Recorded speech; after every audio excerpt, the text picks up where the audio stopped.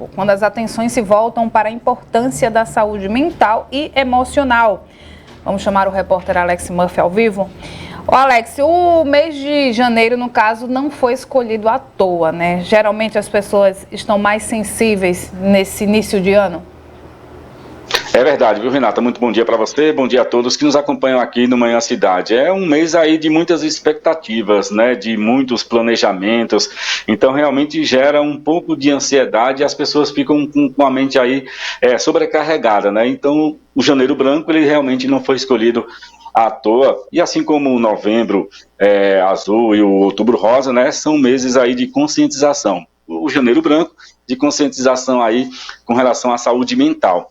E aí, sobre esse assunto, a gente vai conversar agora com Bruna Batista, ela que é psicóloga, né, e vai passar orientações importantes agora para a gente, e principalmente para o nosso ouvinte aí que está ligadinho, esperançoso, né, por um ano que se inicia.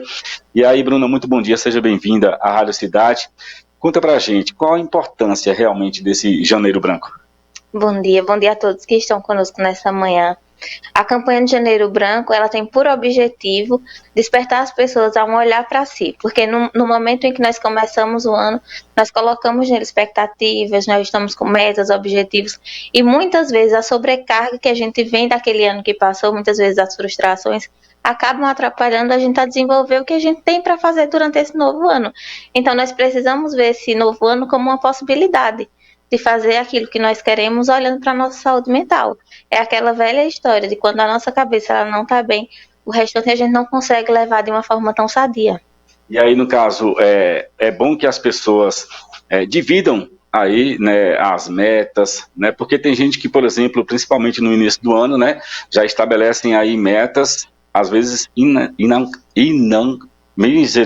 não alcançáveis. Jesus amado, não alcançáveis, tá certo? Ficou melhor assim. E aí, por exemplo, é bom dividir, né? Não, agora em janeiro eu vou emagrecer, tal, aquela coisa toda. Não, em janeiro, em fevereiro eu vou fazer um outro tipo de atividade física, tal.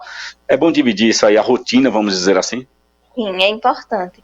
Muitas vezes a gente se sobrecarrega de metas e aí nós nos cobramos muito em relação a isso. E no momento em que a gente se coloca dentro de uma lista enorme sobre coisas que a gente quer fazer durante o ano e se coloca sempre naquela questão de que eu preciso fazer isso e quando eu perco um dia e eu não fiz o que eu queria fazer, eu me sinto frustrada, muitas vezes aquele processo ele não tem como caminhar. Porque aí no momento em que eu faço uma dieta, por exemplo, e no domingo eu comi um hambúrguer, eu tenho uma frustração e que eu levei tudo a perder, então eu não consigo continuar. Então a gente precisa ter essa consciência de que as coisas elas precisam ser flexíveis e que a gente muitas vezes precisa pegar leve com o que a gente espera. Então, assim, se você quer fazer uma dieta, então faça dentro da sua possibilidade. Se você tem uma sobrecarga de trabalho muito grande, veja o que é que você consegue fazer por dia para não sobrecarregar aquele dia assim, de coisas que você deveria fazer, digamos, em uma semana. Então, a nossa vida hoje ela é muito corrida.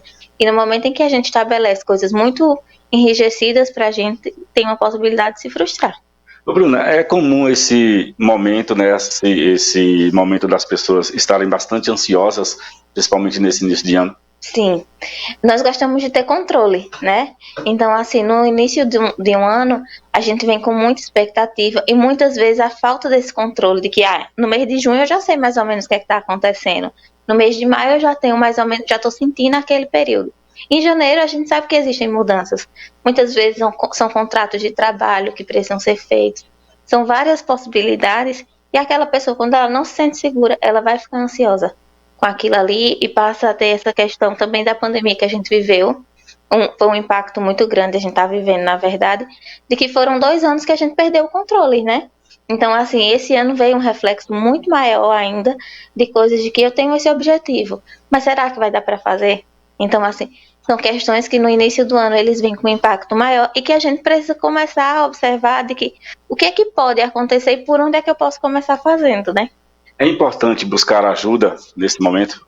Sim, é importante buscar ajuda no momento em que você está observando as suas emoções e não está conseguindo lidar exatamente com elas de uma forma sadia.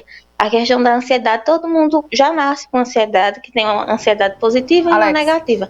No momento em que começa a observar que essa ansiedade negativa, ela está aparecendo mais, ela está trazendo sintomas, já é importante observar isso e buscar ajuda. Perfeito. Renata, pois não?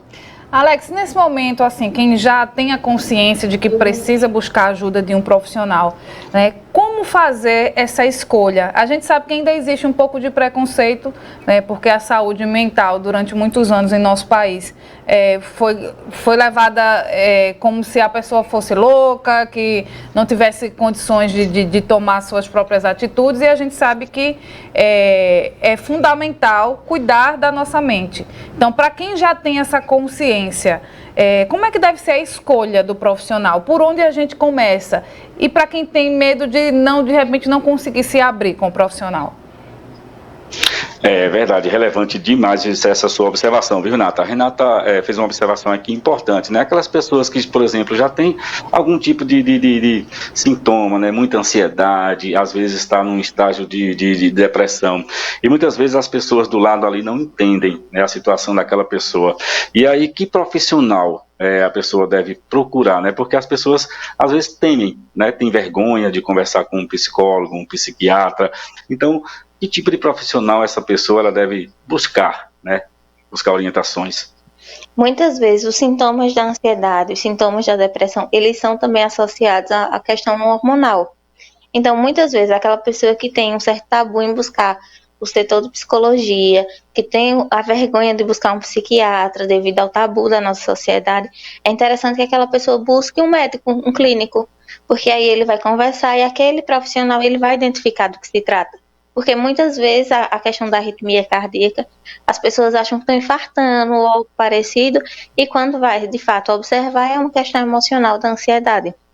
Então, se você ainda tem o bloqueio de buscar uma ajuda psicológica, o interessante é que procure um clínico para ele direcionar, porque muitas vezes quando se direciona por um profissional, aquela pessoa ela começa a aceitar mais a possibilidade de buscar ajuda, principalmente quando o cenário de casa não motiva a fazer esse processo.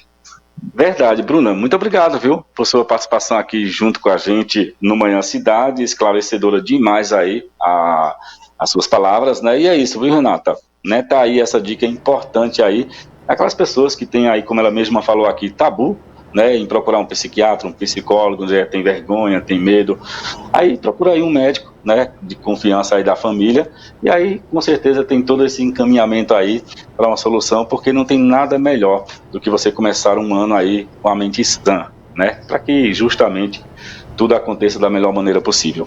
Renata Torres.